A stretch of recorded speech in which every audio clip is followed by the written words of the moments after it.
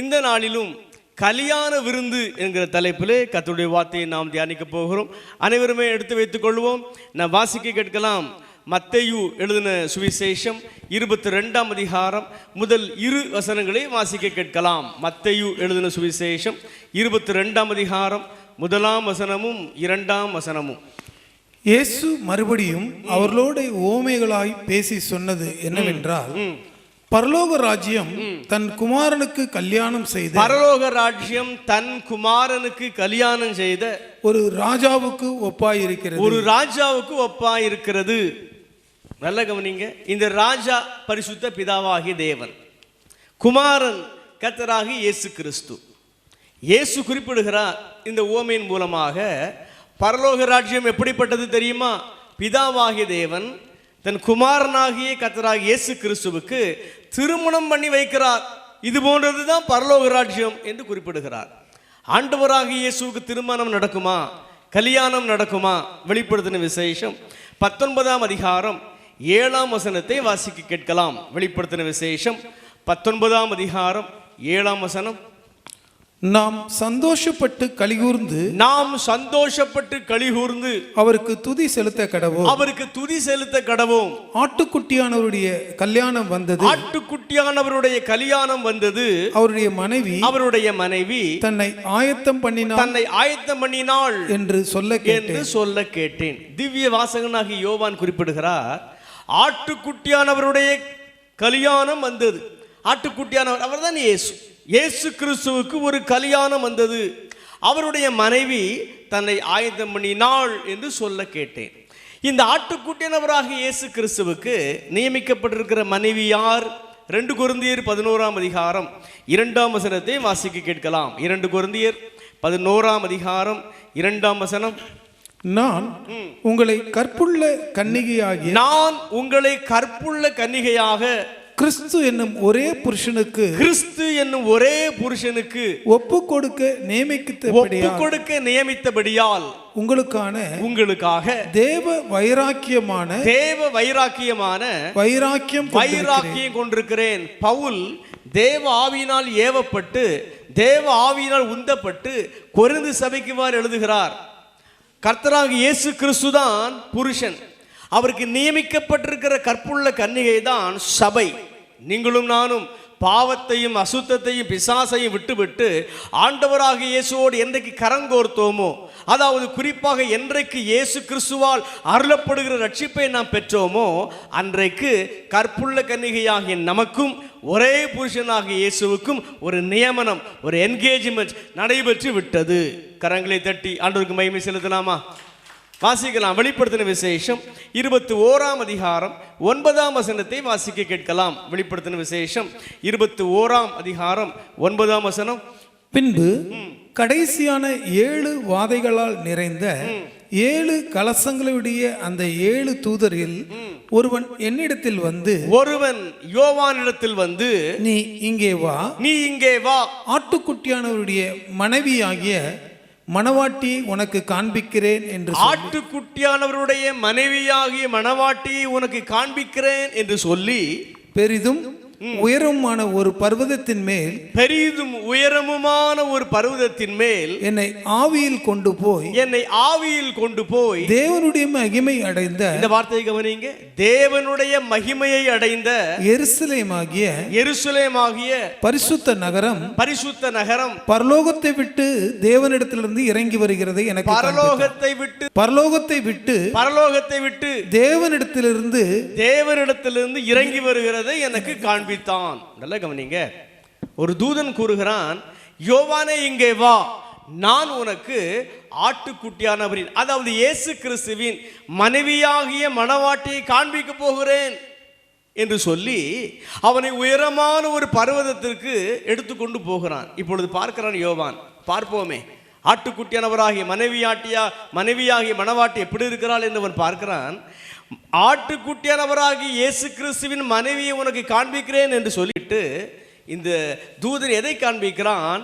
தேவனிடத்திலிருந்து பரலோகத்தை விட்டு இறங்கி வருகிற எருசலேமாகிய நகரத்தை காண்பிக்கிறான். அந்த எருசலேமாகிய நகரத்தை காண்பித்து, இந்த எருசலேமாகிய நகரம்தான் ஆட்டுக்குட்டியானவரின் மனைவியாகிய மணவாட்டி என்று குறிப்பிடுகிறான். வாசிக்கலாம், 2ஆம் வசனத்திலிருந்து வாசிக்கலாம், இன்னும் அழகா நமக்கு புரியும். அதே வெளிப்படுத்தின விசேஷம் 21ஆம் அதிகாரம் 2ஆம் வசனத்திலிருந்து வாசிக்கலாம். யோவானாகிய நான் புதிய எருசலேமாகிய பரிசுத்த நகரத்தை, யோவானாகிய நான் புதிய எருசலேமாகிய பரிசுத்த நகரத்தை தேவனிடத்திலிருந்து பரலோகத்தை விட்டு இறங்கி வர கண்டேன். பரலோகத்தை விட்டு இறங்கி வர கண்டேன். அது தன் புருஷனுக்காக அலங்கரிக்கப்பட்ட மணவாட்டியை போல ஆயத்தம் பண்ணப்பட்டிருந்தது. அப்ப நல்லா கவனிங்க, மணவாட்டிக்கு தான் புதிய எருசலேம் என்கிற பெயர் பரலோகத்திலே. அல்லேலூயா. இன்றைக்கு இஸ்ரவேல் தேசத்திலே எருசலேம் நகரம் ஒரு கேபிட்டல் சிட்டியாக நகரமாக இருக்கிறது. ஆனால் நீங்களும் நானும் மறுமையிலே பரலோக ராஜ்யத்திலே ஆட்டுக்குட்டியினவராக இயேசுவுக்கு மனைவியாக இணைக்கப்படுகிற போது நமக்கு ஒரு பெயர் மாற்றம் நிகழும். அந்த பெயர் தான் புதிய எருசலேம். மணவாட்டியும் புதிய எருசலேமும் ஒன்று தான். கரங்களை தட்டி அவனுக்கு மகிமை செலுத்தலாமா? அல்லேலூயா. இப்போ பாருங்க, இந்த வெளிப்படுத்தின விசேஷம் 21:9 வசனத்தை பாருங்க. யோவானே இங்கே வா, நான் உனக்கு ஆட்டுக்குட்டியானவரின் மனைவியாகிய மணவாட்டியை காண்பிக்கிறேன். மனைவியாகிய மணவாட்டியை காண்பிக்கிறேன். அது விளக்க இன்னொரு வசனத்தை நான் வாசிக்கலாம். மத்தேயு எழுதின சுவிசேஷம் 1ஆம் அதிகாரம் 20ஆம் வசனத்திலிருந்து வாசிக்கலாம். மத்தேயு எழுதின சுவிசேஷம் 1ஆம் அதிகாரம் 20ஆம் வசனம். அவன் இப்படி சிந்தித்துக் கொண்டிருக்கையில், யோசேப்பு இப்படி சிந்தித்துக் கொண்டிருக்கையில், கர்த்தருடைய தூதன் சொப்பனத்தில் அவனுக்கு காணப்பட்டு, தாவீதின் குமாரனாகிய யோசேப்பே, உன் மனைவியாகிய மரியாளை சேர்த்துக்கொள்ள ஐயப்படாதே. போதும். நல்ல கவனிங்க, யோசேப்பிற்கும் மரியாளுக்கும் ஒரு நியமனம், ஒரு என்கேஜ்மெண்ட் நடைபெற்றிருந்தது. இந்த சூழலிலே யோசேப்புக்கு செய்தி வருகிறது, உனக்கு நியமிக்கப்பட்ட அந்த கன்னிகை, அந்த மரியாள் தற்சமயம் கற்பவதியாக இருக்கிறாள். ஷாக்காகி விடுகிறது யோசேப்புக்கு. உடனே யோசிக்கிறார், நான் ஒரு நீதிமான், அவளை அவமானப்படுத்த நான் விரும்பவில்லை. அதே சமயம் திருமணத்தின் மூலமாக அவளை என்னால் ஏற்றுக்கொள்ளவும் முடியாது. என்ன செய்வது? தள்ளிவிட்டு விடலாம் என்கிற யோசனையில் இருக்கும்போது தான் தேவதூதன் அவனுக்கு தெளிவுபடுத்துகிறான். யோசேப்பே, உன் மனைவியாகிய மரியாளை சேர்த்துக்கொள்ள ஐயப்படாதே. பரிசுத்த ஆவியானவர் அவளை நிரப்பி இருக்கிறார். அவளிடத்தில் உற்பத்தியாயிருக்கிறது இயேசு என்கிற பரிசுத்த குழந்தை. குறிப்பாக இந்த காரியத்தை தூதன் சொல்லுகிற போது என்ன பதத்தை பயன்படுத்துகிறான்? மனைவியாகிய மரியாள். அவள் சாதாரண மரியாள் அல்ல, அவளுக்கும் உனக்கும் ஒரு என்கேஜ்மெண்ட் நடைபெற்று விட்டது. ஆகையால் ஏதோ ஒரு மரியாள் கிடையாது, மனைவியாக கூடிய மரியாள், அதாவது மனைவியாகிய மரியாள் என்று கூறுகிறான். அதுபோலத்தான் நான் வாசிக்க கேட்டோம். வெளிப்படுத்தின விசேஷம் 21ஆம் அதிகாரம் 9ஆம் வசனத்தில் வாசிக்க கேட்டோம். யோவானே, நீ இங்கே ஏறி வா, நான் உனக்கு ஆட்டுக்குட்டியானவருடைய மனைவியாகிய மணவாட்டியை காண்பிக்கிறேன். அப்ப நீங்களும் நானும் பரலோக ராஜ்யத்துக்கு சென்ற பின்னர் தான் ஆட்டுக்குட்டியானவருக்கு மனைவியாக முடியும். ஆனால் அந்த ஆட்டுக்குட்டியானவராக இயேசுவுக்கும் நமக்கும் நாம் ரட்சிக்கப்பட்ட நாளிலே ஏற்கனவே ஒரு என்கேஜ்மெண்ட் நடைபெற்று விட்டதல்லவா? ஆகையால் நம்மை, இன்றைக்கு வாழ்ந்து கொண்டிருக்கிற நம்மை 2000 ஆண்டுகளுக்கு முன்பதாகவே யோவானுக்கானவர் காண்பித்து விட்டார். யோவானே, அதோ பார், அந்த சபைதான் ஆட்டுக்குட்டியானவராகிய இயேசு கிறிஸ்துவுக்கு மனைவியாக்கப்படக்கூடிய மணவாட்டி என்று இன்றைய நம்மை யோவானுக்கு ஆண்டவர் முன்பே காட்டி இருக்கிறார். அப்ப நீங்களும் நானும் ஒரு நாளிலே ஆண்டவராகிய இயேசு கிறிஸ்துவுக்கு மனைவியாக போகிறோம். ஆனால் இன்றைக்கு அவருடைய மனைவியாகிய மணவாட்டிகளாக, அதாவது கற்புள்ள கன்னிகைகளாக நாம் இந்த பூமியிலே வாழ்ந்து கொண்டிருக்கிறோம். கரங்களை தட்டி ஆண்டவருக்கு மகிமை செலுத்துவோம். அல்லேலூயா. இப்போ பாருங்க, அந்த பேரபிளுக்கு வந்துருங்க, ஓமைக்கு வந்துருங்க. இப்போ நம்ம வாசிக்கலாம், ஆண்டவர் அழைப்பு தருகிறார். அந்த அழைப்பை கொஞ்சம் சற்று நம்ம ஆழமாக தியானிக்கலாம். மத்தேயு எழுதின சுவிசேஷம் 22ஆம் அதிகாரம் 3ஆம் வசனத்திலிருந்து 6ஆம் வசனம் வரைக்கும் வாசிக்க கேட்கலாம். மத்தேயு 22 3ஆம் வசனத்திலிருந்து 6ஆம் வசனம் வரைக்கும். அழைக்கப்பட்டவர்களை கல்யாணத்திற்கு வர சொல்லும்படி அவன் தன் ஊழியக்காரரை அனுப்பினான். அந்த ராஜா தன் ஊழியக்காரரை வேலைக்காரரை அனுப்பினான். அவர்களோ வர மனதில்லாதிருந்தார்கள். அப்பொழுது அவன் வேறு ஊழியக்காரரை அழைத்து அந்த ராஜா வேறு ஊழியக்காரரை அழைத்து நீங்கள் போய் இதோ என் விருந்தை ஆயத்தம் பண்ணினேன், என் எருதுகளும் கொழுத்த ஜந்துகளும் அடிக்கப்பட்டது எல்லாம் ஆயத்தமாக இருக்கிறது, கல்யாணத்திற்கு வாருங்கள் என்று அழைக்கப்பட்டவர்களுக்கு சொல்லுங்கள் என்று அனுப்பினான். அழைக்கப்பட்டவர்களோ அதை அசட்டை பண்ணி ஒருவன் தன் வயலுக்கும் ஒருவன் தன் வியாபாரத்திற்கும் போய்விட்டார்கள். மற்றவர்கள் அவன் ஊழியக்காரரை பிடித்து அவமானப்படுத்தி கொலை செய்தார்கள். இதை லூக்கா எப்படி எழுதுகிறான் பாருங்க. லூக்கா எழுதின சுவிசேஷம் 14ஆம் அதிகாரம், லூக்கா 14ஆம் அதிகாரம் 16ஆம் வசனத்திலிருந்து 20ஆம் வசனம் வரைக்கும் வாசிக்க கேட்கலாம். லூக்கா 14:16 முதல் 20 வரைக்கும். அதற்கு அவர் ஒரு மனுஷன் பெரிய விருந்தை ஆயத்தம் பண்ணி அநேகரை அழைப்பித்தான். விருந்து வேளையில் தன் ஊழியக்காரனை நோக்கி நீ அழைக்கப்பட்டவர்களிடத்தில் போய் எல்லாம் ஆயத்தமாய் இருக்கிறது, வாருங்கள் என்று சொல்லென்று அவனை அனுப்பினான். அவர்கள் எல்லோரும் போக்கு சொல்ல தொடங்கினார்கள். இவர்கள் யார்? அழைக்கப்பட்டவர்கள் போக்கு சொல்ல ஆரம்பித்தார்கள்.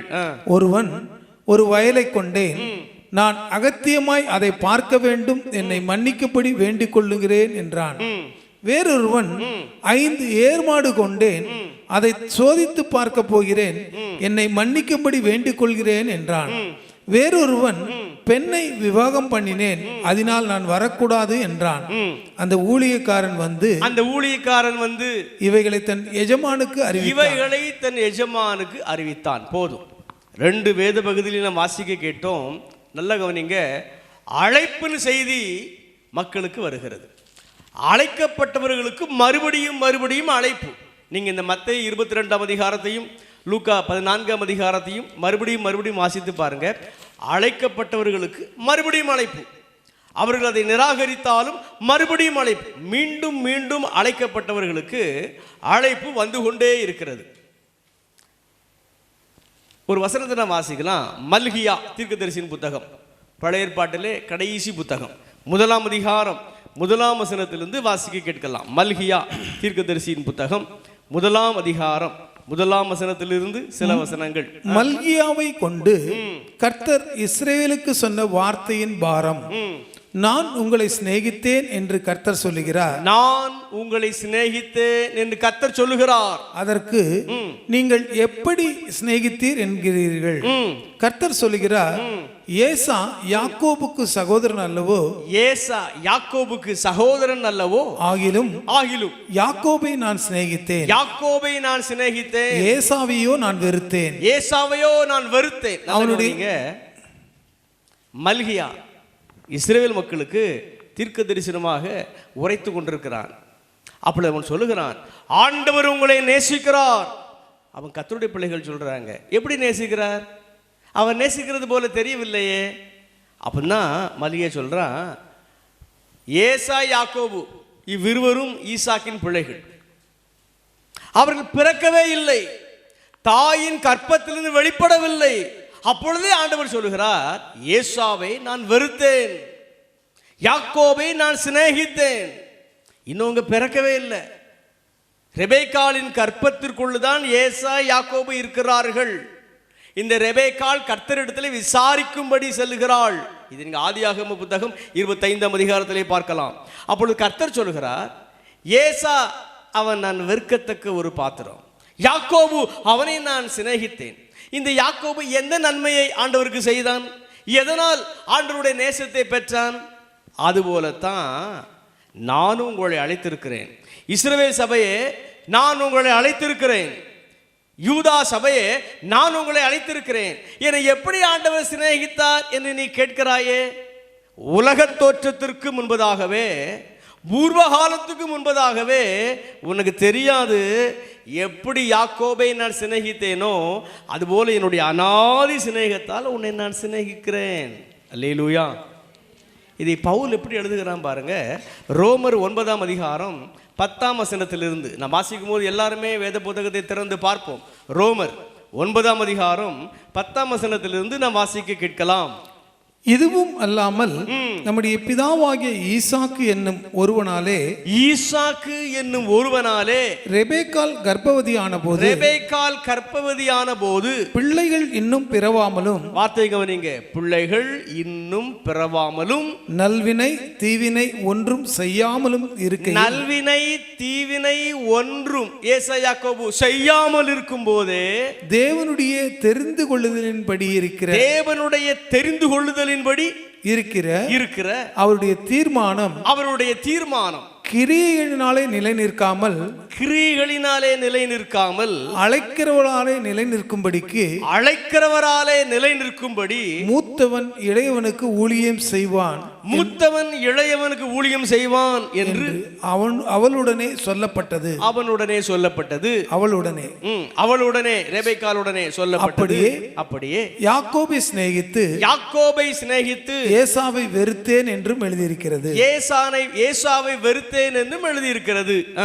ஆகையால் நாம் என்ன சொல்லுவோம்? தேவனிடத்தில் அநீதி உண்டு என்று சொல்லலாமா? சொல்லக்கூடாதே. தொடர்ந்து வீட்டில் போய் வாசிப்பார். ஏசா யாக்கோபு இவரும் பிறக்கவே இல்லை, தாயின் கர்ப்பத்திற்குள் தான் இருக்கிறார்கள். அப்பொழுதே ஆண்டவர் சொல்கிறார், நல்வினை தீவினை ரெண்டு பேரும் செய்ய ஆரம்பிக்கவே இல்லை. நல்ல கிரியைகளோ கெட்ட கிரியைகளோ ரெண்டு பேரும் செய்ய ஆரம்பிக்கவில்லை. காரணம், பிறக்கவில்லை, வயிற்றிற்குள் தான் இருக்கிறார்கள். அப்பொழுது ஆண்டவர் சொல்கிறார், மூத்தவன் இளையவனை சேவிப்பான். தொடர்ந்து சொல்கிறார், ஏசா நான் வெறுக்கிற ஒரு பாத்திரம், யாக்கோபு நான் சிநேகிக்கிற ஒரு பாத்திரம். அப்போ தேவனுடைய அழைப்பை பாருங்கள், தேவனுடைய தெரிந்து கொள்ளுதலை பாருங்கள். இதை வைத்துக்கொண்டு அப்போ தேவனிடத்தில் பட்சபாதம் இருக்கிறது என்று நாம் சொல்லலாமா? தேவன் தவறாக செயல்படுகிறார் என்று நாம் சொல்லலாமா? சொல்ல முடியாதே. இன்னொரு வசனத்தை நாம் வாசிக்கலாம். 8ஆம் அதிகாரத்துக்கு நாம் வருவோமே. ரோமர் 8ஆம் அதிகாரம் 30ஆம் வசனத்திலிருந்து வாசிக்கலாம். ரோமர் 8:30. எவர்களை முன் குறித்தாரோ அவர்களை அழைத்தும் இருக்கிறார். எவர்களை அழைத்தாரோ அவர்களை நீதிமான்களாக்கியும் இருக்கிறார். எவர்களை நீதிமான்களாக்கினாரோ அவர்களை மகிமைப்படுத்தியும் இருக்கிறார். இவைகளை நீங்களும் நானும் ஆண்டவருக்கு என்னத்தை கொடுத்தோம்? ஒன்றையும் கொடுக்கவில்லை. நம்முடைய நீதியை பார்த்து, நம்முடைய நியாயத்தை பார்த்தா ஆண்டவர் நம்மை ரட்சித்தார்? இல்லை. உலகத் தோற்றத்திற்கு முன்பதாகவே அவர் நம்மை முன்குறித்தார். எதன் அடிப்படையிலே முன்குறித்தார் நமக்கு தெரியாது. அதனால தான் அதுக்கு பேர் கிருபை. கரங்களை தட்டி ஆண்டவருக்கு மகிமை செலுத்தலாம். அல்லேலூயா. எவ்வளவோ மக்கள் ஆண்டவரை அறியாமல் இருக்கிற இந்த சூழலிலே, எவ்வளோ மக்கள் ரட்சிப்புக்குள் வராத ஒரு நிலையிலே ஆண்டவர் சின்ன கூட்டத்தினராகிய உங்களையும் என்னையும் அவர் இன்றைக்கு ரட்சித்திருக்கிறார். ஆண்டவரை துதித்து பாட வைத்திருக்கிறார். அவரை ஸ்தோத்தரித்து ஆராதிக்க வைத்திருக்கிறார். அவருடைய வார்த்தைகளை கேட்க வைத்திருக்கிறார் என்று சொன்னால், ஏற்கனவே அவரால் நீங்களும் நானும் முன்குறிக்கப்பட்டவர்கள். யாக்கோபு பிறக்கவே இல்லை, ஆனால் தேவன் அவனை முன்குறித்தாரே, அவனை சிநேகித்தாரே, அவனை அழைத்தாரே. அதுபோல நாம் பிறந்திருக்கவே இல்லை, அதற்கு முன்பதாகவே ஆண்டவர் நம்மை முன்குறித்தபடியினால் தான் குறித்த காலகட்டத்தில் நாம் பிறந்தோம். நாம் கொஞ்சம் பெரியவர்களான போது அவர் நம்மை முன்குறித்திருந்தபடியினால் அவர் நம்மை அழைத்தார். அதனைத் தொடர்ந்து அவர் நம்மை நீதிமான்களாக மாற்றினார். இன்றைக்கு அவர் நம்மை அவருடைய ஆவியினால் நிறைத்து மகிமைப்படுத்தியும் இருக்கிறார். கரங்களை தட்டி அவருக்கு மகிமை செலுத்தும்.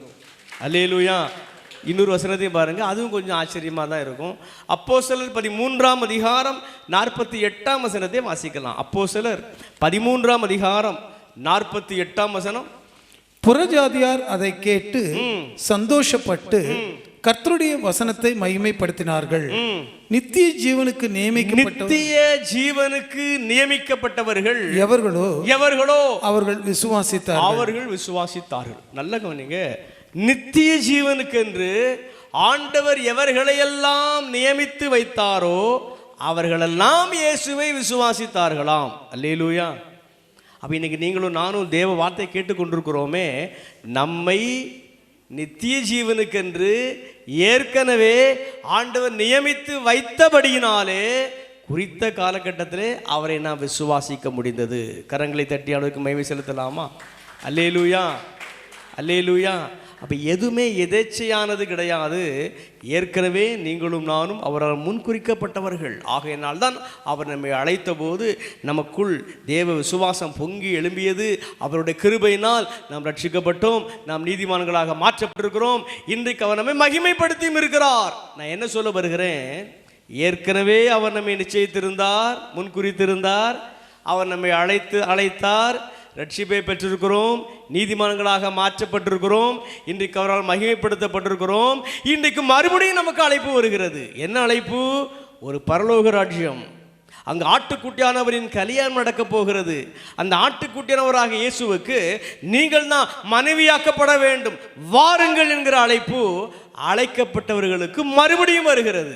கரங்களை தட்டி அவருக்கு மகிமை செலுத்தலாம். அல்லேலூயா. நான் வாசித்த 2 வேத பகுதியும் அப்படித்தான் சொல்லுகிறது. அழைக்கப்பட்டவர்களுக்கு மறுபடியும் அழைப்பு, அழைக்கப்பட்டவர்களுக்கு மறுபடியும் அழைப்பு. பிதா, அந்த ராஜா தான் பிதா, தன்னுடைய வேலைக்காரர்களின் மூலமாக, தன்னுடைய ஊழியக்காரரின் மூலமாக அழைக்கப்பட்டவர்களுக்கு மறுபடியும் மறுபடியும் செய்தியை அனுப்பி கொண்டே இருக்கிறார். என் வருகை அதி சீக்கிரமாக இருக்கிறது, பரலோக ராஜ்யம் சமீபித்திருக்கிறது, நீங்கள் சாதாரணமானவர்கள் அல்லர், நான் உங்களை ஏற்கனவே நிச்சயித்திருக்கிறேன், நான் உங்களை ஏற்கனவே அழைத்திருக்கிறேன், நான் உங்களை ஏற்கனவே நீதிமான்களாக மாற்றி இருக்கிறேன், உங்களை மகிமைப்படுத்தி இருக்கிறேன். அநேக ஏசாக்கள் போன்ற வெளியே இருக்கிற ரட்சிக்கப்படாத அநேக மக்களை நான் வெறுத்திருக்க உங்களை நான் அழைத்திருக்கிறேன் என்று சொன்னால் அது உங்கள் மேலே நான் வைத்த கிருபை. உங்க சுய நீதியின் அடிப்படையிலே நான் உங்களை அழைக்கவில்லை, என்னுடைய கிருபையின்படி அழைத்திருக்கிறேன். இப்பொழுது மறுபடியும் நான் உங்களை அழைக்க விரும்புகிறேன், வாருங்கள், என் பரலோக ராஜ்யம் சமீபித்திருக்கிறது, ஆட்டுக்குட்டியானவராகிய இயேசுவாகிய எனக்கு நீங்கள் மனைவிகளாக்கப்பட வேண்டும் என்று மறுபடியும் மறுபடியும் அழைக்கப்பட்டவர்களாகிய நம்மை ஆண்டவர் அழைத்து கொண்டே இருக்கிறார். ஒரு அல்லேலூயா சொல்லலாமா? அல்லேலூயா. இவன் பாருங்க, நான் வாசித்த அந்த 2 வேத பகுதி என்ன சொல்லுதுன்னா, அழைக்கப்பட்டவர்கள் தான், முன் குறிக்கப்பட்டவங்க தான், நீதிமான்களாக மாற்றப்பட்டவங்க தான், ஆண்டவரால் மகிமைப்படுத்தப்பட்டவங்க தான் மறுபடியும் மறுபடியும் அழைப்பு செய்து வந்து கொண்டிருக்க அவர்களோ போக்கு சொல்ல ஆரம்பிக்கிறார்கள். ஒருவன் சொல்லுகிறான், பரலோக ராஜ்யமா, அதெல்லாம் நான் வர முடியாதியா, வயல்ல வேலை இருக்கு. இன்னொரு சொல்றான், பரலோக ராஜ்யமா, அதெல்லாம் வர முடியாதியா, 5 ஏர்மாடு நான் வாங்கணும், சோதித்து பார்க்கணும். இன்னொரு சொல்றான், பரலோக ராஜ்யமா, அதெல்லாம் இப்போ நான் வர முடியாது, எனக்கு இப்போ தான் திருமணம் ஆயிருக்கு. இன்னும் ஒரு சாரார் சொல்றாங்க, பரலோக ராஜ்யமா, அதெல்லாம் வர முடியாது. அந்த அழைப்பு செய்தி கொண்டு வருகிற ஊழியனை பகைத்து அவனை பிடித்து அவனை கொலை செய்கிறார்கள். எந்த கேட்டகரியில் நாம் இருக்கிறோம் என்பதை தான் இப்போ நம்ம ஆராய்ந்து பார்க்கணும். நல்ல கவனிங்க, அழைக்கப்பட்டவர்களாகி நமக்கு மறுபடியும் மறுபடியும் அழைப்பு வருகிறது. என்ன அழைப்பு வருகிறது? ஆட்டுக்குட்டியானவராகிய இயேசுவுக்கு பரலோகத்திலே ஒரு திருமணம் நடைபெறப் போகிறது. அந்த திருமணத்திற்கு அழைக்கப்பட்டவர்களே, நீங்கள் தான் மனைவி, ஆகையால் உங்களை தகுதிப்படுத்திக் கொள்ளுங்கள், உங்களை ஆயத்தப்படுத்திக் கொள்ளுங்கள் என்று பிதா ஆண்டவர் இயேசு தன்னுடைய ஊழியரின் மூலமாக உங்களோடு பேசிக் கொண்டிருக்கிறார். உங்களில் அல்லது நம்மில் அநேகர் அல்லது சிலர், பாயிண்ட் நம்பர் 1 என்ன சொல்லுகிறோம்? வயலிலே வேலை இருக்கிறதே, ஜெபிக்க நேரம் இல்லையே, வயலிலே வேலை இருக்கிறதே, வேதம் வாசிக்க நேரம் இல்லையே, வயலிலே வேலை இருக்கிறதே, பிரேயர் பண்ண நேரம் இல்லையே, வயல்ல வேலை இருக்கிறதே, ஊழியத்திற்கு நேரம் இல்லையே என்று வயலை காரணமாக காண்பித்து பரலோக ராஜ்யத்துக்கு தகுதியாகுவதை நாம் சற்று தள்ளி வைக்கிறோம். வயல் என்பது நம்முடைய அன்றாட பணிகள். வயல் அது ரொம்ப முக்கியமானது. வயலில் வேலை செய்தால்தான் உணவு சாப்பிட முடியும். அதுபோல நமக்கு என்னென்ன வேலைகளை ஆண்டவர் தந்திருக்கிறாரோ அதுதான் நமக்கு வயல். அது அரசு சார்ந்த பணிகளாக இருக்கலாம், தனியார் துறை சார்ந்த பணிகளாக இருக்கலாம், தினக்கூலி அடிப்படையில் வேலை இருக்கலாம். எந்த வேலையாக இருந்தாலும் நாம் கையிட்டு செய்கிற பணி இருக்கிறதே அதுதான் வயல். அதை நாம் நிராகரிக்க முடியுமா? நிராகரிக்க முடியாது. வயலை விட்டு நான் வெளியே ஜம்ப் பண்ணி போக முடியுமா? போக முடியாது. வேலை செய்தால் தான் சாப்பிட வேண்டும். பவுல் அதைத்தானே சொல்லுகிறார். வேலை செய்யாதவன் சாப்பிடக்கூடாது என்று கர்த்தர் குறிப்பிட்டிருக்கிறாரே என்று பவுல் சொல்றாரு.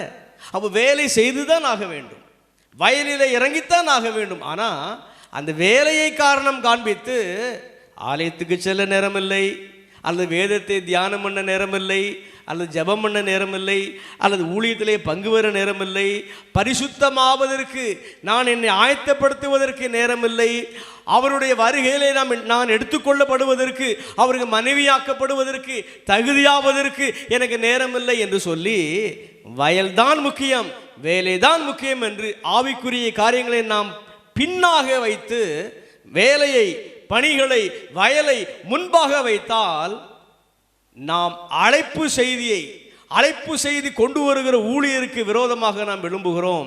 அந்த அழைப்பு செய்தியை அனுப்பி வைக்கிறாரே அந்த ஆண்டவருக்கு விரோதமாக நாம் போக்கு சொல்லுகிறோம். சரிதானா?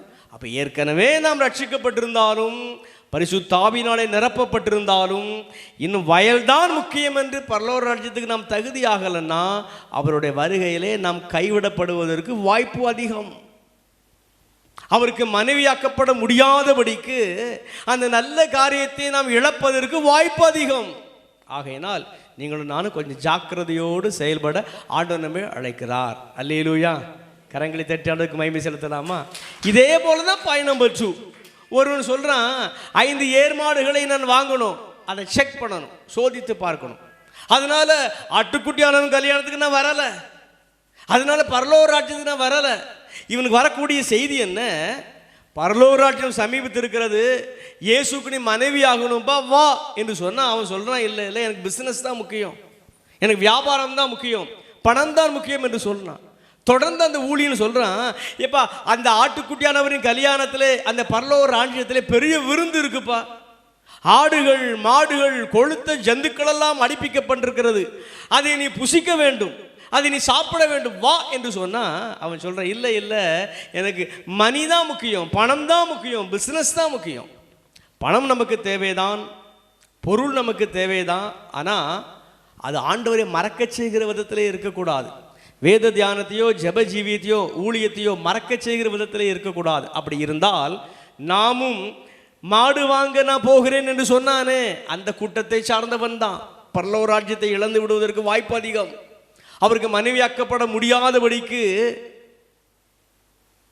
நாம் இந்த மாடு விற்பனை, பணம், பொருள் இதற்கே அதிக முக்கியத்துவம் கொடுத்தால் அவருக்கு மனைவியாக்கப்பட முடியாத ஒரு நிறையை நாம் அடைந்து விடுவோம். ஆகையினால் ரொம்ப எச்சரிக்கையாக, ரொம்ப ஜாக்கிரதையாக இருக்க ஆண்டவர் நம்மை அழைக்கிறார். 3வது பாயிண்ட் பாருங்க. அவன் சொல்றான், அழைப்பு செய்தி கொண்டு வருகிறானே அவனை பார்த்து சொல்றான், எனக்கு இப்பொழுதுதான் திருமணமாகி இருக்கிறது, நான் கொஞ்சம் ஆண்டவரோடு ஐக்கியப்படுவதற்கு இன்னும் கொஞ்சம் நாள் வேண்டும், நான் இப்பொழுது வேதத்தை தியானம் பண்ணுவதற்குள்ள நேரம் கிடையாது, இப்போ தான் எனக்கு திருமணம் ஆயிருக்கு, ஜெபம் பண்ணுவதற்குள்ள நேரம் கிடையாது, ஆவிக்குரிய கூடுகைக்கு வருவதற்குள்ள நேரம் கிடையாது, ஊழியத்திற்குள்ள நேரம் கிடையாது, காரணம் எனக்கு இப்போ தான் திருமணம் ஆகி இருக்கிறது. இதைத்தான் அருமை இரட்சகர் இயேசு சொன்னார், தகப்பனையாவது தாயையாவது மனைவியாவது புருஷனையாவது பிள்ளைகளையாவது என்னிலும் அதிகமாய் நேசிக்கிறவன் எனக்கு பாத்திரன் அல்லன் என்று சொன்னார், எனக்கு சீஷன் அல்லன் என்று சொன்னார். கணவன் முக்கியம், மனைவி முக்கியம், பிள்ளைகள் முக்கியம், பெற்றோர் முக்கியம், குடும்ப உறவுகள் முக்கியம். ஆனால் அவர்களை காட்டிலும் இயேசுவுக்கு அதிக முக்கியத்துவம் கொடுக்கத்தான் ஆண்டவர் நம்மை அழைக்கிறார். கரங்களை தட்டி ஆண்டவருக்கு மகிமை செலுத்தலாமா? அல்லேலூயா. அப்போ குடும்ப உறவுகளுக்கே அதிக முக்கியத்துவம் கொடுத்து ஆண்டவரை நாம் பின்னுக்கு தள்ளினால் பரலோக ராஜ்யத்தை நாம் இழந்து போய்விடுவோம். அவருக்கு மனைவியாக்கப்படுகிற அந்த தகுதியை நாம் இழந்து போய்விடுவோம். 4வது ஒரு சாரார பாருங்க, அழைப்பு செய்து கொண்டு வருகிறானே அவனுக்கு விரோதமாக எழும்பி அந்த ஊழியனை பகைத்து அவனை கொலை செய்கிறான். எல்லாரை போல இவன் பிரசங்கம் பண்ண மாட்டேன் என்கிறானே, உன் வியாபாரம் ஆசீர்வதிக்கப்படும் என்று பிரசங்கம் பண்ண மாட்டேங்கிறானே, உன் வியாதிகள் குணமாகும் என்று பிரசங்கம் பண்ண மாட்டேன் என்கிறானே, பணம் வரும் பொருள் வரும், உன் ஜெபத்தை எல்லாம் ஆண்டவர் அங்கீகரிக்கிறார், கண்ணீரை துடைப்பார், கவலையை போக்குவார் என்று பிரசங்கம் பண்ண மாட்டேன் என்கிறானே, பாவத்தை விடு என்று சொல்லுகிறானே, மனம் திரும்பு என்று சொல்லுகிறானே, ரட்சிக்கப்படு என்று சொல்லுகிறானே, ஆட்டுக்குட்டியவராக இயேசுக்கு மனைவியாக்கப்பட வேண்டும், தகுதியாக வேண்டும், இயேசு வருகிறார் தயாராக என்றெல்லாம் சொல்லுகிறானே என்று அந்த ஊழியனுக்கு விரோதமாக ஒரு கூட்டம் எழும்புகிறது. அந்த ஊழியரை பகைக்கிறது மட்டுமல்ல, கொலையும் செய்து விடுகிறது. நீங்கள் வீட்டுக்கு போய் வாசி பார்த்தா 1 யோவான் 3:15 சகோதரனை பகைத்தாலே அது மனுஷ கொலைபாதகம். அப்போ கொஞ்சம் கடினமான தேவனுடைய வார்த்தைகள். நாம் சீர்பொருந்த வேண்டும், நாம் மனம் திரும்ப வேண்டும், தகுதிப்பட வேண்டும் என்ற எச்சரிப்பின் வார்த்தை வருகிற போது, அப்படிப்பட்ட தேவனுடைய அழைப்பு செய்தி கொண்டு வருகிற ஊழியர்களை நாம் பகைக்கிற போது ஆட்டோமேட்டிக்காக அவர்களை நாம் கொலை செய்கிறோம் என்றுதான் பொருள். அத்தகைய ஒரு எண்ணம் நம்முடைய வாழ்க்கையில் இருந்தாலும் தேவ ராஜ்யத்தை நாம் எட்டி பிடிக்க முடியாது. அவருக்கு மனைவியாக கூடிய அந்த நிலையை நாம் இழந்து விடுவதற்கும் அதிக வாய்ப்பு இருக்கிறது. 4 காரியங்களை நான் சொன்னேன். வயல்தான் முக்கியம், பணம்தான் முக்கியம், குடும்ப உறவுகள் தான் முக்கியம். அழைப்பு செய்து கொண்டு வருகிற ஊழியருக்கு விரோதமாக பகைத்து எழும்புகிற இந்த காரியம், இந்த 4மே எந்த மனிதனுடைய வாழ்விலும் எந்த பெண்ணுடைய வாழ்விலும் இருந்தால் அவர்கள் தேவ ராஜ்யத்தை இழந்து போய்விடுவார்கள், பரலோக ராஜ்யத்தை இழந்து போய்விடுவார்கள்.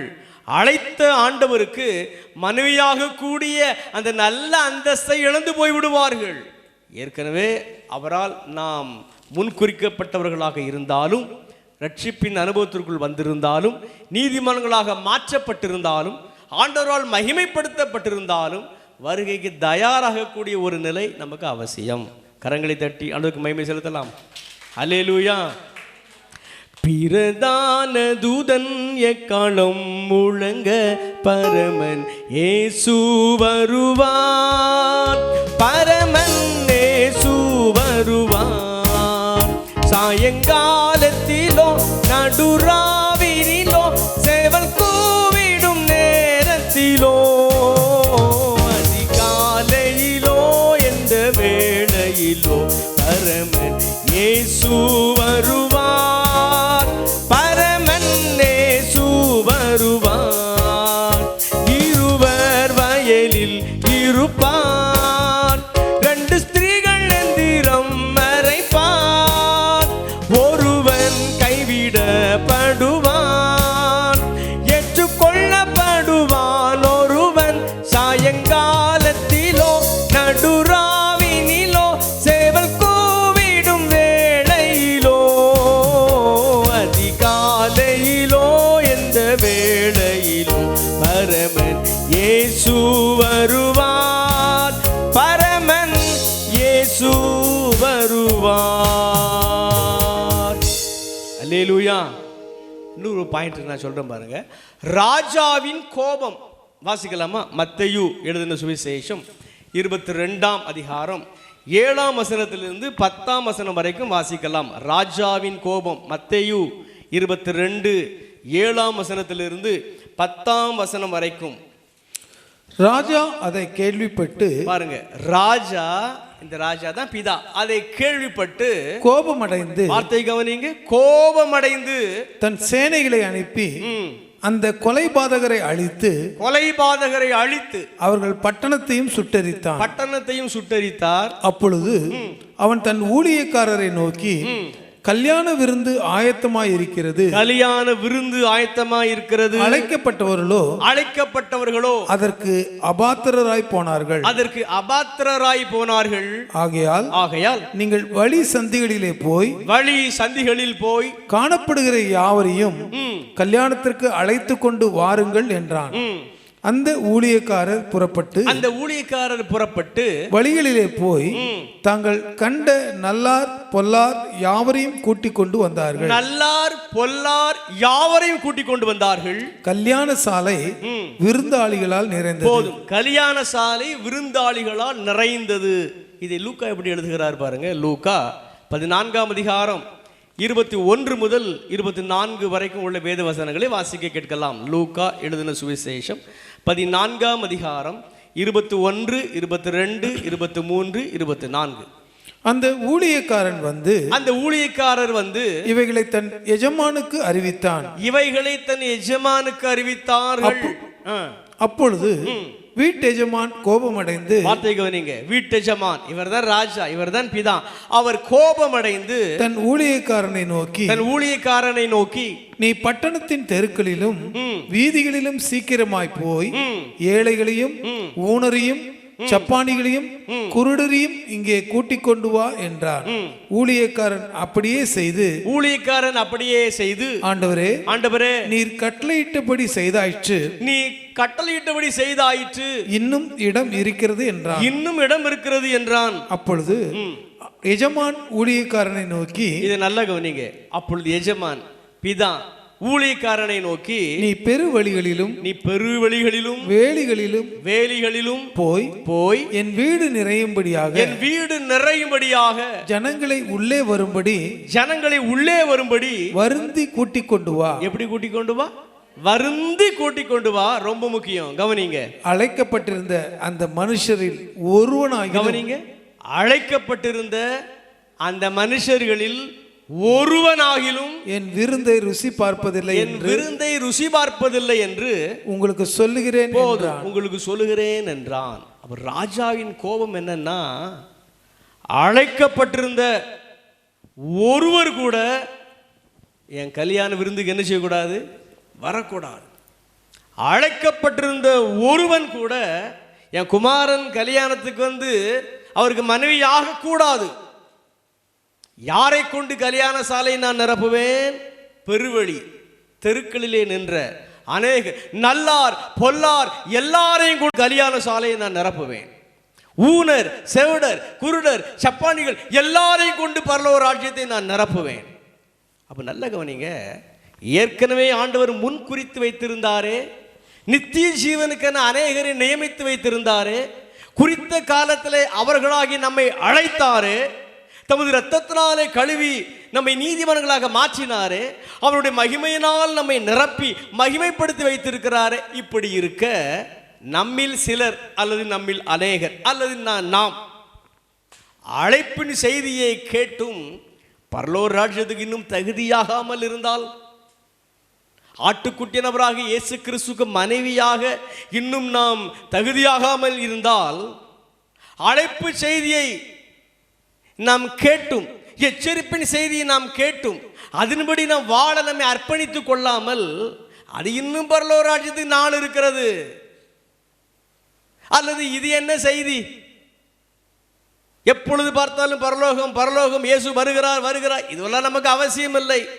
எனக்கு வயலிலே வேலை இருக்கிறதே, குடும்ப பொறுப்புகள் இருக்கிறதே, பணம் முக்கியமே என்கிற காரியங்களுக்குள்ளாம் நாம் சிக்குண்டு உழன்று தவித்து கொண்டிருந்தால், ஆட்டுக்குட்டியானவரின் கல்யாணத்தை மறந்து வாழ்ந்தால், பரலோக ராஜ்யத்தை பற்றிய தெளிவில்லாமல் எண்ணம் இல்லாமல் ஏனோ தானோ என்று வாழ்ந்தால், அப்படிப்பட்டவர்களை பார்த்து ராஜா கோபப்படுகிறார். நான் உங்களை முன் குறித்திருந்தாலும், உங்களை அழைத்திருந்தாலும், உங்களை நீதிமான்களாக மாற்றியிருந்தாலும், உங்களை மகிமைப்படுத்தி இருந்தாலும், உங்களில் ஒருவர் கூட என் குமாரனாக இயேசுக்கு மனைவியாக்கப்பட முடியாது. உங்களில் ஒருவர் கூட பரலோக ராஜ்யத்துக்கு வந்துவிடக்கூடாது. அவ்வளவு கோபம். அப்ப நல்ல கவனிங்க, அழைக்கப்பட்டவங்க நீங்களும் நானும் தான். நாம் பரலோகத்தை அசட்டை பண்ணினால், நம்மை விட்டு வேலியருகே நிற்கிற புறஜாதி மக்களில் அநேக மக்களை ஒரே நாளிலே சந்தித்து ரட்சித்து அவர்களை கொண்டு கல்யாண சாலை நிரப்ப ஆண்டவர் வல்லமை உள்ளவர். அதனாலதான் ஒரு பழைய பாடல், கல்கள் கூப்பிடும் நீ பேசாவிட்டால், இந்த கல்கள் கூப்பிடும் நீ பாடாவிட்டால், கல்கள் கூப்பிடும் நீ பேசாவிட்டால், இந்த கல்கள் கூப்பிடும் நீ பாடாவிட்டால், ராஜ்யத்தின் புத்திரரெல்லாம் பரத்தை அசட்டை பண்ணிவிட்டால், ராஜ்யத்தின் புத்திரரெல்லாம் பரத்தை அசட்டை பண்ணிவிட்டால், வேலி அருகே உள்ள மனிதர் கல்யாண சாலை நிரப்புவார், வேலி அருகே உள்ள மனிதர் கல்யாண சாலை நிரப்புவார், கல்கள் கூப்பிடும் நீ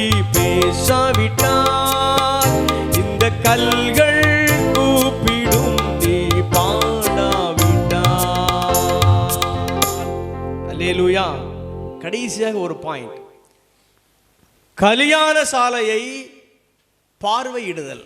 வாசிக்கலாம். மத்தேயு எழுதின சுவிசேஷம் 22ஆம் அதிகாரம் 11, 12, 13. கல்யாண சாலையை பார்வையிடுதல். மத்தேயு எழுதின சுவிசேஷம் 22ஆம் அதிகாரம் 11, 12, 13. விருந்தாளிகளை பார்க்கும்படி ராஜா உள்ளே பிரவேசித்த போது கல்யாண வஸ்திரம் தரித்திராத ஒரு மனுஷனை அங்கே கண்டு சிநேகிதனே, நீ கல்யாண வஸ்திரம் இல்லாதவனாய் இங்கே எப்படி வந்தாய் என்று கேட்டார். அதற்கு அவன் பேசாமல் இருந்தான். அப்பொழுது ராஜா பணிவிடைக்காரனை நோக்கி இவனை கையும் காலும் கட்டி கொண்டு போய் அழுகையும் பற்கடிப்பும் உண்டாயிருக்கிற புறம்பான இருளிலே போடுங்கள் என்றான். அந்தபடியே அழைக்கப்பட்டவர்கள் அநேகர் தெரிந்து கொள்ளப்பட்டவர்களோ சிலர் என்றார். இப்ப ராஜா கல்யாண சாலைக்குள் உள்ள வந்து அப்படியே விசிட் பண்றார், ஒருவரா பார்க்கிறார். நிறைய மக்கள் கல்யாண சாலைக்கு வந்தாச்சு, பார்க்கிறார். இவர்களின் ஆவிக்குரிய வஸ்திரம் எப்படி இருக்கிறது? ஆட்டுக்குட்டினவராக இயேசுக்கு மனைவியாக வேண்டுமே, மணவாட்டி வஸ்திரம் இருக்கிறதா, கல்யாண வஸ்திரம் இருக்கிறதா? ஒவ்வொருவராக செக் பண்றாரு. ஒருவனுக்கு கல்யாண வஸ்திரம் இல்லை. அவனை பார்த்து கேட்கிறார், சிநேகிதனே, உன் கல்யாண வஸ்திரம் எங்கப்பா? அதான் இல்லையே. ஆகையினால் அமைதியாக இருக்கிறான். அவனை அவர் அழைக்கும் போது எப்படி அழைக்கிறார்? சிநேகிதனே என்று அழைக்கிறார். அவன் அமைதியாக இருக்கிறான். உடனே அந்த ராஜா தன்னுடைய பணிவிடைக்காரருக்கு, வேலைக்காரருக்கு கட்டளை இடுகிறார், என் கரங்களையும் கால்களையும் கட்டுங்க, கொண்டு போய் எங்கே தள்ளி போடுங்க?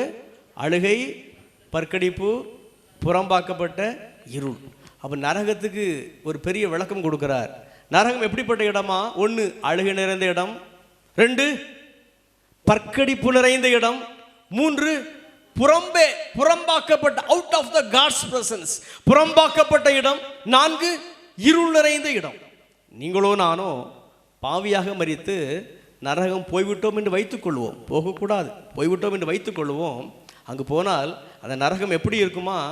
ஆண்டவர் கொடுக்குற ஒரு விளக்கத்தை பாருங்க, ஒரு டெஃபினிஷனை பாருங்க. அழுது கொண்டே இருப்போம், பற்களை கடித்து கொண்டே இருப்போம், தேவ பிரசன்னத்தை உணர முடியாத புறம்பாக்கப்பட்ட இடமாக அது இருக்கும். எப்பொழுதும் இருள் தான். அப்படிப்பட்ட இடத்துல இந்த கல்யாண வஸ்திரம் தரித்திராத மனுஷனை கையும் காலும் கட்டுண்டவனாய் ஆண்டவர் தன்னுடைய பணிவிடைக்காரர்கள் மூலம் தூக்கி போட சொல்லுகிறார். அப்ப கல்யாண வஸ்திரம் எவ்வளவு முக்கியம் பாருங்க. கரங்களை தட்டி ஆண்டவருக்கு மகிமை செலுத்தலாமா? அல்லேலூயா. ஒரு திருமணம் என்று சொன்னால் பெண்ணுக்கு அலங்கார வஸ்திரம் தேவை அல்லவா? ஒரு நெட் அணிவார்கள். அது ஒரு கல்யாண வஸ்திரம் போல கற்பனை பண்ணி பார்த்துக்கோங்க. இப்போ நம்ம வாசிக்கலாம். வெளிப்படுத்தின விசேஷம் 19ஆம் அதிகாரம் 8ஆம் வசனத்தை வாசிக்கலாம். வெளி 19:8. சுத்தமும் பிரகாசமுமான மெல்லிய வஸ்திரம் தரித்து கொள்ளும்படி அவளுக்கு அளிக்கப்பட்டது. அந்த மெல்லிய வஸ்திரம் பரிசுத்தவான்களுடைய நீதிகளே. கல்யாண வஸ்திரம்னு என்னன்னா வேற ஒன்றும் கிடையாது, சுத்தமும் பிரகாசமுமான மெல்லிய வஸ்திரம். அதான் கல்யாண வஸ்திரம். அது எப்படிப்பட்ட வஸ்திரம்னா பரிசுத்தவான்களாகிய நம்முடைய நீதிகள் தான். அல்லேலூயா. அப்போ நீங்களும் நானும் ஆட்டுக்குட்டினவராக இயேசுவுக்கு மனைவியாக வேண்டுமானால் அந்த சுத்தமும் பிரகாசமுமான மெல்லிய வஸ்திரம், பரிசுத்தவான்களாகிய நீதிகள், இந்த ஆடையை நாம் எப்பொழுதும் தரித்து கொள்ள வேண்டும். எப்படி தரித்து கொள்வது? அநேக காரியங்கள் இருந்தாலும் ஒரே ஒரு வசனத்தை நான் சொல்கிறேன், வாசிக்கலாம். ரோமர் 13ஆம் அதிகாரம் கடைசி 2 வசனங்களை வாசிக்கலாம். ரோமர் 13ஆம் அதிகாரம் கடைசி 2 வசனங்கள்.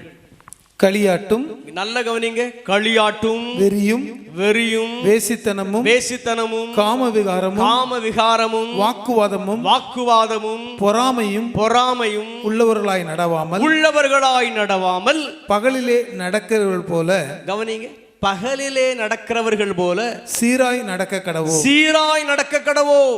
துர் இச்சைகளுக்கு, இதான் ரொம்ப முக்கியம். கடைசி வசனத்தை பாருங்க, மீண்டும் வாசிக்கலாம். துர் இச்சைகளுக்கு இடமாக, துர் இச்சைகளுக்கு இடமாக உடலை பேணாமல் இருந்து, உடலை பேணாமல் இருந்து கர்த்தராகிய இயேசு கிறிஸ்துவை தரித்துக் கொள்ளுங்கள். கர்த்தராகிய இயேசு கிறிஸ்துவை தரித்துக் கொள்ளுங்கள். அல்லேலூயா. இங்கு ஒரு ஆடையை பற்றி வேதம் சொல்லுகிறது. அந்த ஆடை எப்படிப்பட்ட ஆடையாம்? இயேசுவே நமக்கு ஆடை. கரங்களை தட்டி ஆண்டவருக்கு மகிமை செலுத்தலாமா? அல்லேலூயா. துர்இச்சைகளுக்கு இடமாக நம்முடைய சரீரத்தை பேணாமல் எல்லா பாவத்தையும் களைந்து இயேசுவை அப்படியே ஆடையாக அணிந்து கொள்வது. மறுபடியும் கரங்களை தட்டி ஆண்டவருக்கு மகிமை செலுத்துங்க. அல்லேலூயா. அவரையே இப்படி நாம் ஆடையாக அணிந்து கொண்டால் எவ்வளோ பரிசுத்தவான்களாக நாம் வாழ முடியும், எவ்வளோ பரிசுத்த வாட்டிகளாக நாம் வாழ முடியும். அது எவ்வளவு சுத்தமான பிரகாசமான மெல்லிய பரிசுத்தவான்களுடைய நீதியாக ஆடையாக இருக்கும். அப்பொழுது அவருக்கு நாம் மனைவியாக்கப்படுவதற்கு நிச்சயம் எந்த ஒரு தடையும் இராது. அல்லேலூயா. அல்லேலூயா. நோட்டு கொடுங்க. ஜீசஸ் பாரீரருணோதயம் போல் உதித்து வரும் இவர் யாரோ? பாரீரருணோதயம் போல் உதித்து வரும் இவர் யாரோ?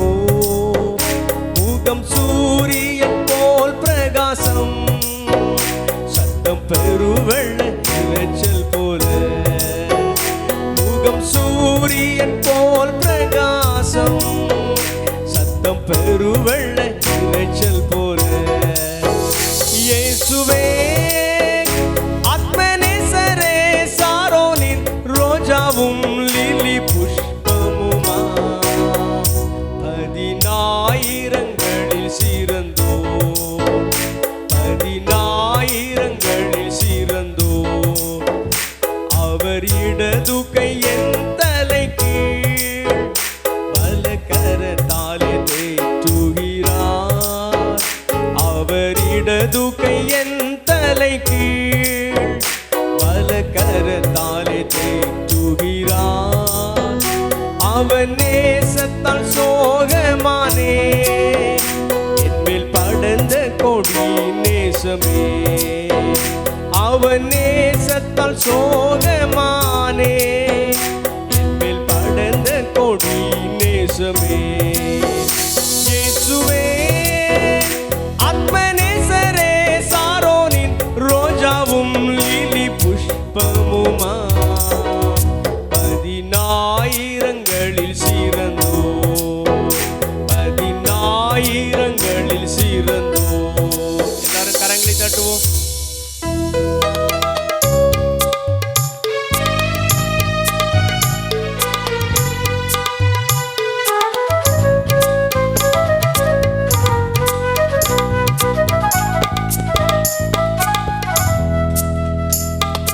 மரங்களில் கிச்சிலி போல் எந்த நேசரதோ நிற்கிறார். காட்டு மரங்களுள் கிச்சிலி போல் எந்த நேசரதோ நிற்கிறார். நாமம் ஊற்றுண்ட பரிமளமே, சத்தம் பெருவெள்ள இரைச்சல் போல. நாமம் ஊற்றுண்ட பரிமளமே, சத்தம் பெருவெள்ள இரைச்சல் போல. இயேசுவே ஆத்மநேசரே, சாரோனின் ரோஜாவும் லிலி புஷ்பமுமா, பதினாயிரங்களில் சிறந்தோர், பதினாயிரங்களில் சிறந்தோர். என் பிரியமை ரூபவதி என அழைத்திடும் இன்ப சத்தம். என் பிரியமை ரூபவதி என அழைத்திடும் இன்ப சத்தம். கேட்டு அவர் பின்னே ஓடிடுவேன், அவர் சமூகத்தில் மகிழ்ந்திடுவேன். கேட்டு அவர் பின்னே ஓடிடுவேன், அவர் சமூகத்தில் மகிழ்ந்திடுவேன். இயேசுவே ஆத்மநேசரே,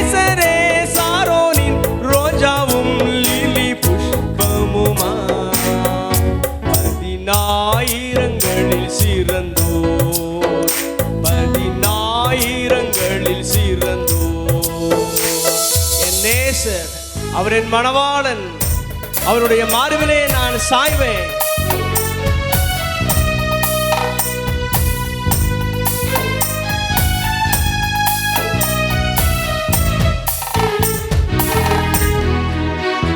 என் நேசரன் உடையவரே, அவர் மார்பினில் சாய்ந்திடுவே.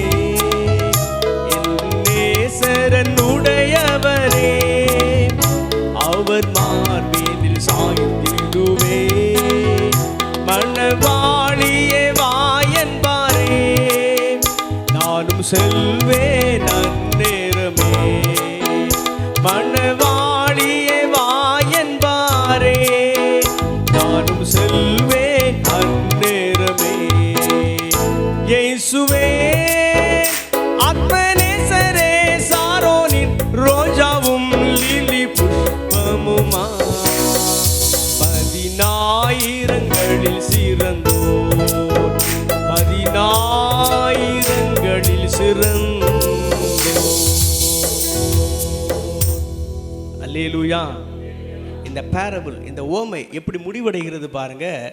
இயேசு குறிப்பிடுகிறார். இந்த ஓமை குறிப்பிட்டு கடைசியாக அவர் சொல்லுகிறார், அழைக்கப்பட்டவர்கள் அநேகர், தெரிந்து கொள்ளப்பட்டவர்களோ சிலர். நமக்கு நல்லா தெரியும், பேழைக்குள் 8 பேர் தான் சென்றாங்க. நமக்கு நன்கு தெரியும், புருஷர்கள் மட்டும் 6 லட்சத்திற்கும் அதிகமான மக்கள் எகிப்திலிருந்து புறப்பட்டாங்க. கானானுக்கு போய் சேர்ந்தது 2 பேர். இப்பவும் பரலோக கானானுக்கு ஆண்டவர் உங்களையும் என்னையும் பார்த்து சொல்லுகிறார், அழைக்கப்பட்டவர்கள் அநேகர், தெரிந்து கொள்ளப்பட்டவர்களோ சிலர். ஆண்டவர் நம்மை முன் குறித்தது உண்மைதான், அழைத்ததும் உண்மைதான், நீதிமான்களாக மாற்றி இருக்கிறது உண்மைதான், மகிமைப்படுத்தி இருக்கிறது உண்மைதான். ஆனாலும் தகுதியடைய வேண்டுமே, அவருடைய ராஜ்யத்திற்கு ஒவ்வொரு நாளும் ஆயத்தப்பட வேண்டுமே. இல்லை என்றால் நம்மை விட்டு வெளியே இருக்கிற அநேக மக்களை ரட்சித்து ஆண்டவராக இயேசுவுக்கு மனைவியாக்க பிதாவாகிய தேவனால் கூடும். நீங்களும் நானும் அழைப்பை மறந்து வாழ்ந்துவிடக்கூடாது, நோக்கத்தை மறந்து வாழ்ந்துவிடக்கூடாது. அழைக்கப்பட்டவர்களாகிய நாம் முடிவுறிந்த ஓட்டத்தில் ஜெயமாக ஓடி பெற்றுக்கொள்ளணும் தேவராஜ்யத்தை. அவருக்கு மனைவி ஆகணும். அல்லேலூயா. வீட்டுக்கு போய் வாசித்து பாருங்க. யோவான் எழுதின சுவிசேஷம் 3ஆம் அதிகாரம் 28ஆம் வசனத்திலிருந்து சில வசனங்கள். யோவான் 3ஆம் அதிகாரம் 28ஆம் வசனத்திலிருந்து சில வசனங்கள் வாசித்து பாருங்க. யோவான் ஸ்நானன் சொல்றான், நான் ஆட்டுக்குட்டிய நபராக இயேசு கிறிஸ்துவுக்கு மனைவி கிடையாது, தோழன் தான். ஆனால் புதிய ஏற்பாட்டு சபையாகி நீங்களும் நானும் தான் பவுல் கூறுகிறார், அவருக்கு நியமிக்கப்பட்டிருக்கிற கற்புள்ள கன்னிகை. அப்படி என்றால் நான் என்ன சொல்ல வருகிறேன், பழைய ஏற்பாட்டு பரிசுத்தவான்கள் அனைவருமே பரலோக ராஜ்யத்திற்கு வரும்போது இயேசுவுக்கு தோழர்களாகத்தான் இருப்பாங்க. ஆனால் புதிய ஏற்பாட்டு சபையாகி நீங்களும் நானும் தான் பரலோகத்தில் இயேசுவுக்கு மனைவியாக இருப்போம். கரங்களை தட்டி அடுக்கு மகிமை செலுத்தலாமா? அல்லேலூயா. இப்போ நம்ம ஜெபம் பண்ண போகிறோம். ஒன்றை கருத்தில் கொள்ளுங்க. வயலுக்கு அதிக முக்கியத்துவம் நான் கொடுக்க மாட்டேன். பிஸ்னஸ் 5 ஏர் மாடு, அதற்கு அதிக முக்கியத்துவம் நான் கொடுக்க மாட்டேன். பெண்ணை விவாகம் பண்ணினேன், குடும்ப உறவுகள், அதற்கு அதிக முக்கியத்துவம் கொடுக்க மாட்டேன். சத்தியத்தை சத்தியமாக போதிக்கிற ஊழியருக்கு விரோதமாக நான் எழும்ப மாட்டேன். மாறாக இயேசுக்கு அதிக முக்கியத்துவம், பரலோக ராஜ்யத்துக்கு தகுதியாவதற்கு அதிக முக்கியத்துவம், எப்படியாவது பரலோகத்திலே அவருக்கு மனைவி ஆகிவிட வேண்டும் என்கிற நிலையை நான் எட்டி பிடிக்க எதையாவது நான் செய்து என்னை தயார்படுத்துவேன் என்பதற்கு அதிக முக்கியத்துவம் கொடுப்பேன். அதையும் தாண்டி சுத்தமும் பிரகாசமுமான மெல்லிய வஸ்திரம், அந்த கல்யாண வஸ்திரம் எல்லாவற்றிற்கு மேலாக இயேசுவே நான் ஆடையாக அணிந்து கொள்வேன். இந்த உலகத்தில் நான் வாழ்கிற கடைசி இமைப்பொழுது மட்டும் பரிசுத்தமாக வாழ என்னை ஒப்புக் கொடுக்குறேன். அப்படிப்பட்ட எல்லாருமே தேவ சமூகத்தில் எழுந்து நிற்கலாமா? ஹல்லேலூயா. எல்லாரும் தேவ சமூகத்தில் எழுந்து நின்று கொள்ளுங்க. ஒரே ஒரு பழைய பாடலின் ஒரு சரணத்தை மட்டும் படித்து அப்படி நம்ம முடிச்சிடலாம். எல்லாரும் தேவ சமூகத்தில் எழுந்து நின்று கொள்ளுங்க. ஹல்லேலூயா. ஒரு வாஞ்சையோடு உங்கள் ராஜ்யத்துக்கு வரணும், பெற்றுக்கொள்ளத்தக்கதாக நான் ஓட விரும்புகிறேன். இருதயத்தில் வலது கரத்தை வச்சுக்கோங்க, என்னோட இணைந்து பாடுங்க. துணை வேண்டும் தகப்பனே, உலகிலே என்னை எதிர்க்கும் சக்திகள் பல உண்டே. துணை வேண்டும் தகப்பனே, உலகிலே என்னை எதிர்க்கும் சக்திகள் பல உண்டே. என்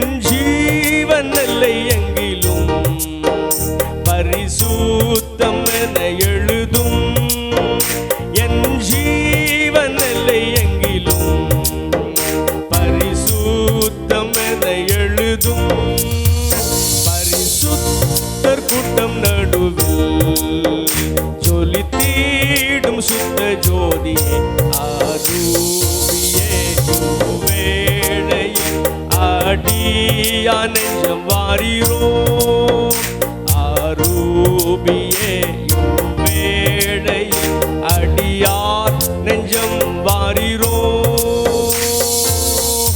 இயேசு கிறிஸ்துவின் மூலம் ஜெபிக்கிறோம், அங்கீகரியும் நல்ல பிதாவே, ஆமென்.